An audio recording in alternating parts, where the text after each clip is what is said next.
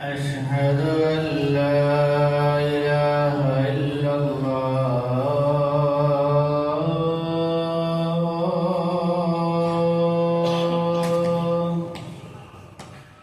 أشهد أن محمدا رسول الله.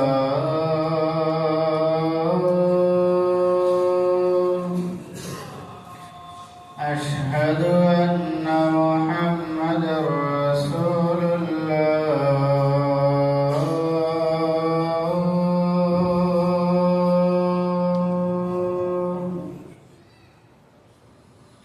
حي على الصلاة.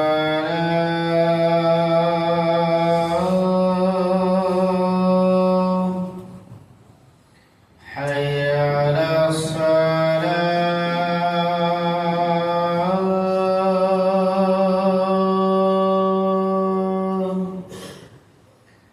حي على الفلاح.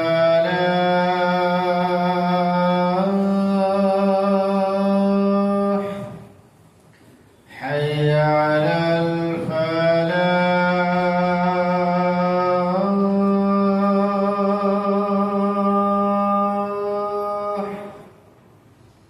الله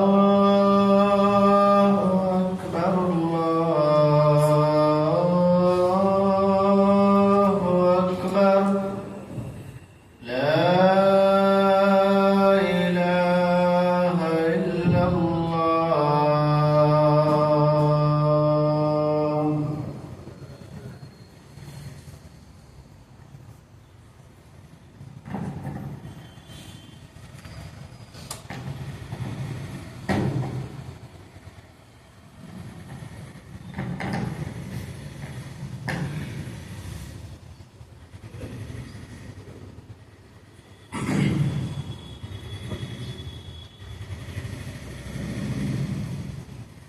إن الحمد لله نحمده ونستعينه ونستغفره ونؤمن به ونتوكل عليه ونعوذ بالله من شرور أنفسنا ومن سيئات أعمالنا.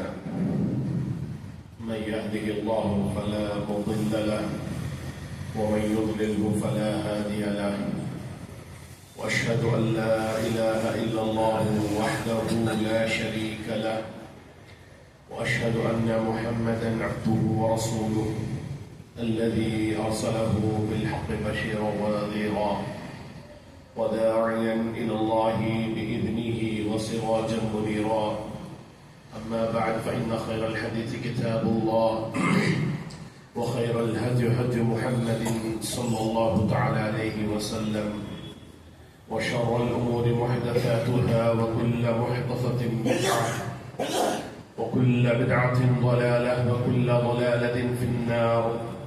فأعوذ بالله السميع العليم من الشيطان الرجيم من همزه ونفخه ونفثه. بسم الله الرحمن الرحيم. قاف والقرآن المجيد. بل عجبوا أن جاءهم منذر منهم فقال الكافرون هذا شيء عجيب أإذا متنا وكنا ترابا ذلك رجع بعيد. قد علمنا ما تنقص الأرض منهم وعندنا كتاب حفيظ. بل كذبوا بالحق لما جاءهم فهم في أمر مريج. أفلم ينظروا إلى السماء فوقهم كيف بنيناها وزيناها وما لها من فروج. والأرض مددناها وألقينا فيها رواسي وأنبتنا فيها من كل زوج بهيج. تبصرة وذكرى لكل عبد منيب. ونزلنا من السماء ماء مباركا فأنبتنا به جنات وحب الحصيد والنخل باسقات لها تلع نضيد رزقا للعباد. وأحيينا به بلدة ميتة كذلك الخروج.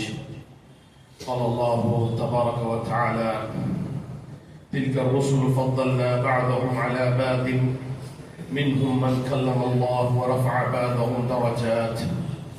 وقال الله تعالى في موضع آخر إن إبراهيم كان أمة قانتا لله حنيفا ولم يكن من المشركين شاكرا لأنعمه اجتباه وهداه إلى صراط مستقيم.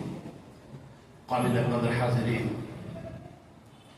اللہ رب العزت جل جلالہ وعم نوالہ تبارک اسمہ کے لیے تمام قسم کی حمد و ثنا، ہر قسم کی تعریف، بڑائی، کبریائی، بزرگی لائق ہے، کیونکہ وہ تنہا ہے، اکیلا ہے، ساری کائنات کے وجود بخشنے میں اور کائنات کے اندر موجود مخلوقات کی ضروریات کو پورا کرنے میں اس کا کوئی پارٹنر، ساتھی، مددگار نہیں ہے، وہ بے نیاز ہے، ہر کوئی اس کا محتاج ہے، وہ کسی کا محتاج نہیں ہے۔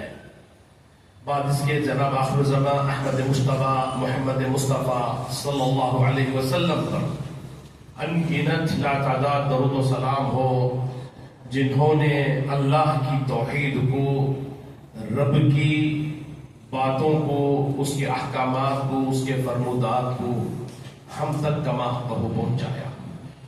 محترم حضرات، جیسا کہ آپ جانتے ہیں کہ ہم لوگ ذی الحجہ کے مہینے میں عنقریب داخل ہونے والے ہیں۔ یہ جو حج کے ایام ہیں اور عید الاضحیٰ کے جو ارکان ہیں، عید الاضحیٰ میں کی جانے والی عبادتیں ہیں اور حج میں کی جانے والی ساری عبادتیں، ان کا تعلق ابراہیم علیہ السلام کی زندگی سے بڑا گہرا ہے۔ انہی کی سنتوں کو تا قیامت باقی رکھنے کے لیے اللہ تعالیٰ نے حج جیسا فریضہ امتوں پر عائد کیا۔ حج کا تصور اللہ کے نبی صلی اللہ علیہ وسلم کی بعثت سے پہلے بھی تھا۔ مکے والے گرجے کے مشرک تھے لیکن حج کیا کرتے تھے، حج بیت اللہ کیا کرتے تھے، اور اس سے پہلے والے بھی۔ میرے بھائیوں، یہ حج کے اندر کی جانے والی عبادتیں، ان کے اندر کیے جانے والے کام ابراہیم علیہ السلام کی زندگی کو یاد دلاتے ہیں، اور ابراہیم علیہ السلام کی شخصیت، آپ کی ذات جناب محمد رسول اللہ صلی اللہ علیہ وسلم کے بعد سب سے زیادہ فضیلت والی ذات ہے، سب سے زیادہ عزت اللہ کے پاس پانے والی ذات ہے۔ پیارے نبی صلی اللہ علیہ وسلم نے ارشاد فرمایا تھا کہ اللہ کے پاس اللہ تعالیٰ نے ابراہیم کو اپنا خلیل بنا لیا ہے، اور ابراہیم کی یہ خلت ابراہیم کے لیے خاص ہے، اور میں نے اللہ کو اپنا خلیل بنایا ہے۔ اللہ کے علاوہ کسی اور کو خلیل بنانا میرے لیے بہتر ہوتا تو میں ابو بکر کو اپنا خلیل بناتا، لیکن ابو بکر بھی میرے خلیل نہیں ہے، میرا خلیل اللہ ہے۔ یعنی خلت، دوستی کی جو آخری انتہا ہے، وہ آخری انتہا ابراہیم علیہ السلام کو ملی اور جناب محمد رسول اللہ صلی اللہ علیہ وسلم کو ملی۔ ان کے بعد کسی تیسرے کو اس فضیلت پر نہیں رکھا گیا۔ یہ قربانی، یہ فضیلتیں ابراہیم علیہ السلام کو کیوں دی گئیں؟ اور ابراہیم علیہ السلام کے تعلق سے اللہ نے کہا تھا وَمَنْ أَحْسَنُ دِينًا مِمَّنْ أَسْلَمَ وَجْهَهُ لِلَّهِ وَهُوَ مُحْسِنٌ وَاتَّبَعَ مِلَّةَ إِبْرَاهِيمَ حَنِيفًا، کہ اس سے اچھا دین کسی اور کا ہو ہی نہیں سکتا جو ملت ابراہیمی کی پیروی کرے۔ اللہ اکبر۔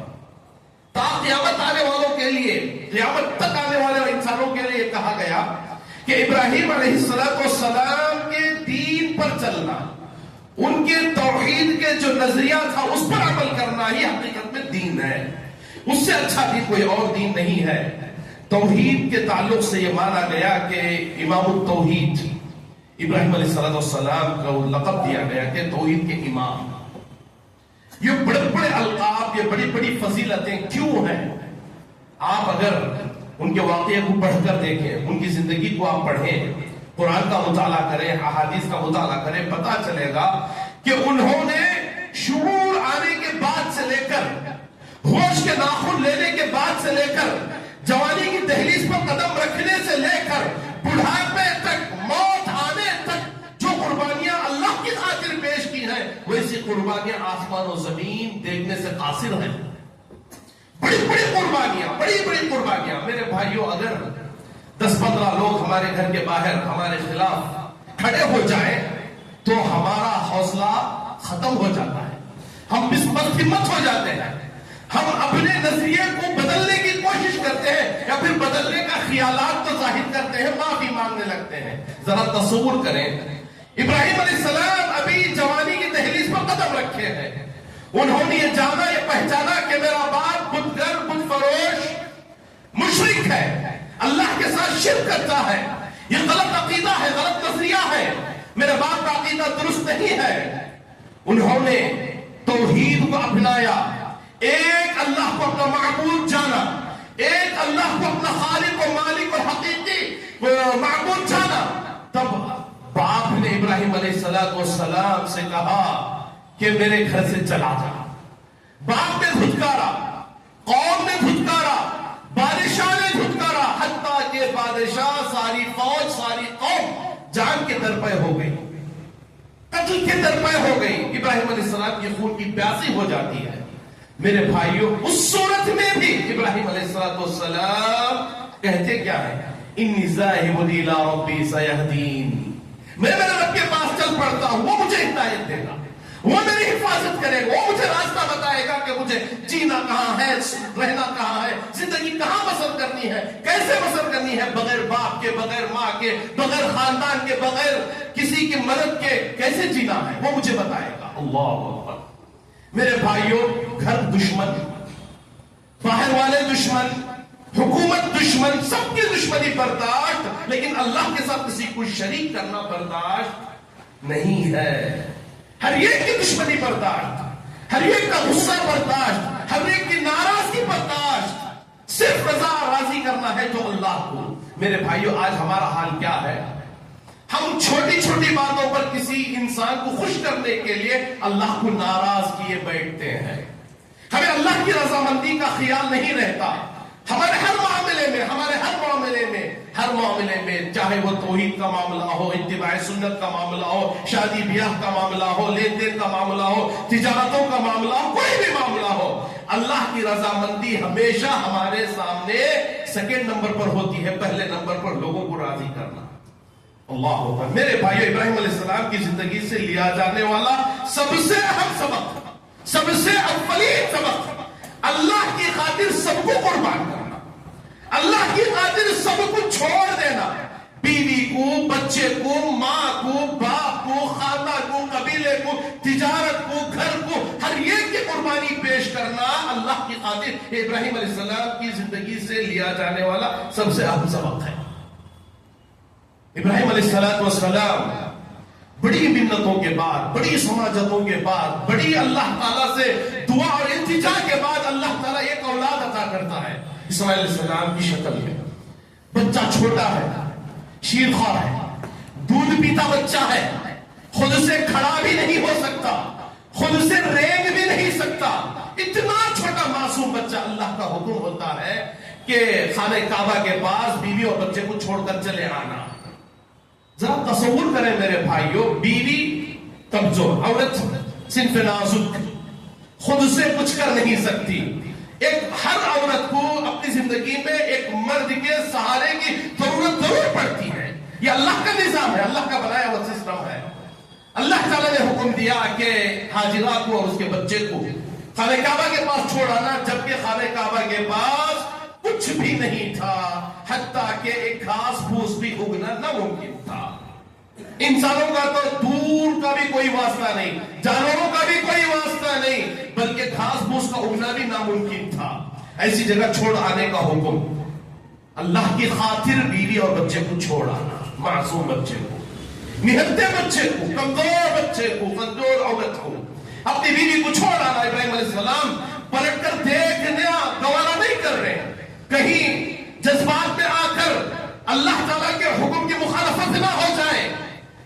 حاجرہ علیہ السلام پکار کے کہتے ہیں کہ ابراہیم، تم ہمیں ایسی جگہ چھوڑے جا رہے ہو جہاں زندگی باقی رہنے کا کوئی امکان نہیں ہے، کیا یہ اللہ کا حکم ہے؟ حاجرہ علیہ السلام جانتی تھی کہ ابراہیم کیسی شخصیت ہے، کیسی ذات ہے، وہ اپنے آپ سے فیصلہ لے نہیں سکتے اور اللہ کے حکم کے سامنے اپنی مرضی چلا نہیں سکتے۔ اللہ کے حکم کے سامنے اپنی منمانی کر نہیں سکتے. ابراہیم کے تعلق سے وہ اچھے سے جانتی تھی اپنے شوہر کے بارے میں. پوچھا کہ ابراہیم کیا یہ اللہ کا حکم ہے؟ ابراہیم علیہ السلام نے اشارہ کیا کہ ہاں یہ اللہ کا حکم ہے. حاضر علیہ السلام نے کہا تب تو اللہ ہمیں ضائع نہیں کرے گا، آپ بخود جی جائیں، اللہ ہمیں ضائع نہیں کرے گا. اللہ اکبر.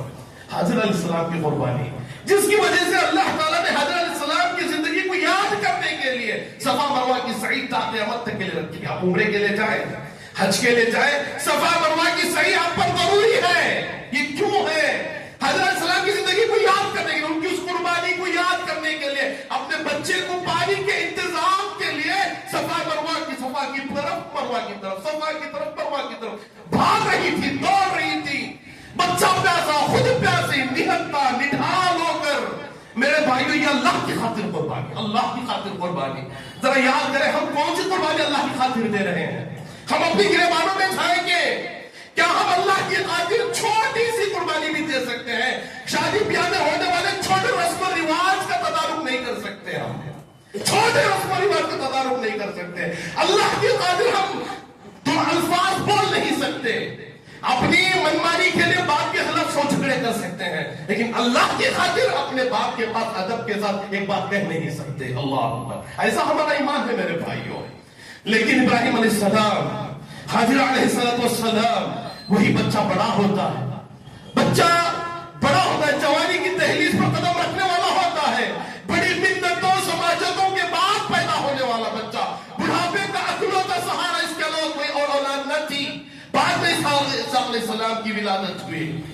اللہ کا حکم ہوتا ہے کہ اسے اللہ کی راہ میں ذبح کر دیا جائے، بچے کو کاٹ دیا جائے، ذبح کر دیا جائے. اللہ میرے بھائیوں، وہ کون سا باپ ہوگا، وہ کون سا بچہ ہوگا، اور اس بچے کی تربیت کیسی ہوگی، اس کی ماں کیسے ہوگی. اللہ. حضرت علیہ السلام ابن علیہ السلام کہتے ہیں انی ارا انی اذبحک فانظر ماذا ترى. میرے بچے میں تجھے ذبح کر رہا ہوں، میرا خواب ہے.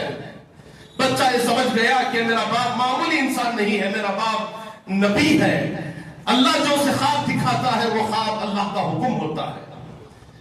ابراہیم علیہ السلام کا بیٹا اسماعیل علیہ السلام سمجھ جاتے ہیں، کہتے ہیں یا ابت افعل ما تؤمر ستجدنی انشاءاللہ من الصابرین. اے میرے ابو، وہ کر گزرے جس کا حکم آپ کو ہوا ہے، انشاءاللہ میں صبر کروں گا، انشاءاللہ میں صبر کروں گا. آپ مجھے صبر کرنے والا پائیں گے، میں نافرمانی نہیں کروں گا. اللہ اکبر. میرے بھائیوں، یہ پراپرٹی کا جھگڑا نہیں تھا کہ بچے نے دل بڑا کر کے چھوڑ دیا ہو. یہ کوئی چھوٹے معاملات کا مسئلہ نہیں تھا کہ بچے نے دل بڑا کر کے چھوڑ دیا ہو. یہ اپنے جان کو اپنے باپ کے ہاتھ ذبح کروانا تھا.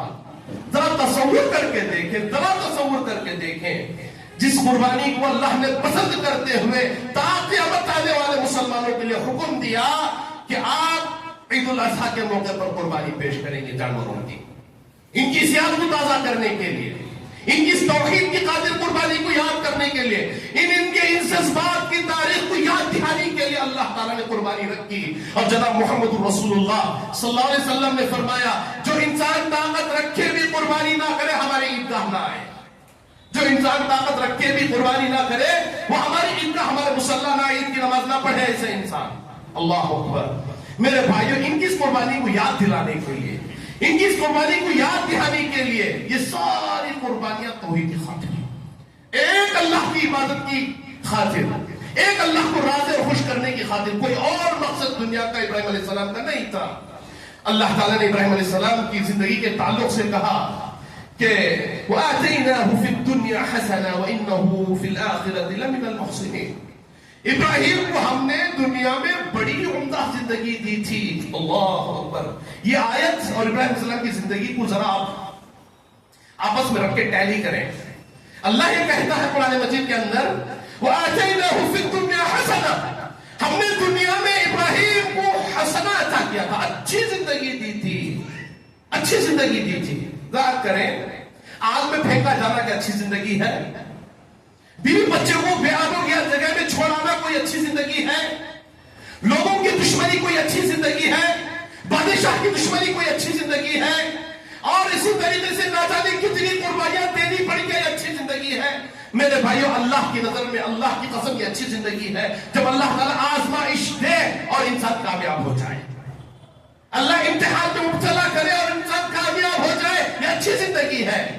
اللہ تعالیٰ چھوٹی سی بیماری دے دے اور یہ کہہ دے کہ اللہ کیا بیماری مجھے ہی کیوں پڑی، میں نماز پڑھتا ہوں پھر بھی بیماری مجھے کیوں۔ اللہ اپنا کسی پیارے کو لے لے تو یہ کہ اللہ میرے بچے کی جگہ کسی اور کے بچے کو تو نے کیوں نہیں لیا۔ عورتوں کی مجھ سے ہم نے سنا ہے، زبانوں سے نکلتا ہے، ناشکری کلمات نکلتے ہیں۔ اللہ تعالیٰ کہتا ہے ابراہیم علیہ السلام کے بارے میں، خطبہ مسنونہ کے بعد میں نے آپ کے سامنے پڑھا کہ شاکرا لانعمہ، اللہ کی نعمتوں کا شکر ادا کرنے والا بندہ ابراہیم تھا۔ اللہ نے جو بھی نعمتیں دی تھی اس کا وہ شکر بجا لاتا تھا، اللہ کی ہر نعمت کا وہ شکر گزار بنتا تھا ابراہیم علیہ السلام۔ میرے بھائیوں، ابراہیم علیہ السلام کی زندگی کو ان دنوں میں یاد کیا جائے، ان کی زندگی سے لی جانے والی اسباق پر عمل کیا جائے۔ سر فہرست توحید، ابراہیم علیہ السلام کی زندگی سے لیا جانے والا سب سے اہم سبق توحید۔ توحید کی خاطر اپنے آپ کو بھی قربان کرنا پڑے، قربان ہو جائے۔ توحید کی خاطر بیوی بچوں کو چھوڑنا پڑے، چھوڑ دیں۔ توحید کی خاطر ماں باپ کو چھوڑنا پڑے، چھوڑ دیں۔ توحید کی خاطر دنیا کی دشمنی مولنی پڑی، مول لیں۔ توحید میں کمپرومائز نہ کریں۔ اللہ کے نبی صلی اللہ علیہ وسلم نے فرمایا لا تشرک باللہ ان قتلت او حرقت۔ صحابی رسول کو نصیحت کرتے ہوئے فرمایا اے میرے صحابی، اللہ کے ساتھ شرک نہ کرنا، گرچہ کہ تمہیں قتل کر دیا جائے یا پھر جلا دیا جائے۔ جلنا گوارا کر لو، زندہ جلنا گوارا کرو، قتل ہونا گوارا کر لو، لیکن اللہ کے ساتھ شرک نہ کرنا۔ میرے بھائیوں، جس ابراہیم کی مدد اللہ تعالیٰ نے کی تھی، آج بھی وہی اللہ ہے، اپنے بندوں کی مدد کرنے پر قادر ہے، لیکن شرط یہ کہ ابراہیم جیسا ایمان ہو، ابراہیم جیسی توحید ہو۔ ابراہیم جیسی توحید آ جائے تو آج بھی اللہ کی مدد فرعون اور نمرود کے خلاف آ سکتی ہے۔ لیکن آج ہمارا ایمان، ہمارا توحید مزاروں پر ختم ہو جاتا ہے، درگاہوں پر ختم ہو جاتا ہے، دھاگوں پر ختم ہو جاتا ہے، چلوں پر ختم ہو جاتا ہے، نہ جانے جھنڈوں پر، کنڈوں پر، کنڈوں پر، نہ جانے دین میں کیسی کیسی چیزیں ہم نے ایجاد کر کے اپنے ایمان کا جنازہ نکال رکھا ہے، اپنے توحید کا جنازہ نکال رکھا ہے، جس کی وجہ سے اللہ کی مدد کی امید ہم لوگ کر نہیں سکتے۔ اللہ سے دعا ہے اللہ تعالی ہم تمام کو کما حقہ توحید کا حامل بنائے، توحید کو مضبوطی سے تھامنے والا اور اس پر عمل کرنے والا بنائے۔ اللہ ہمارے آنے والی دور دور کی نسلوں کو موحد بنائے، ایمان والا بنائے، مضبوط ایمان پر عمل کرنے والا بنائے۔ ابراہیم علیہ السلام کی زندگی کو مشعل راہ بنانے والا ہمیں بنائے، اور اللہ تعالیٰ ہماری زندگی میں اس کی نافرمانی، اس کی ناشکری سے اللہ تعالیٰ ہمیں محفوظ فرمائے۔ آمین وآخر دعوانا الحمدللہ رب العالمین۔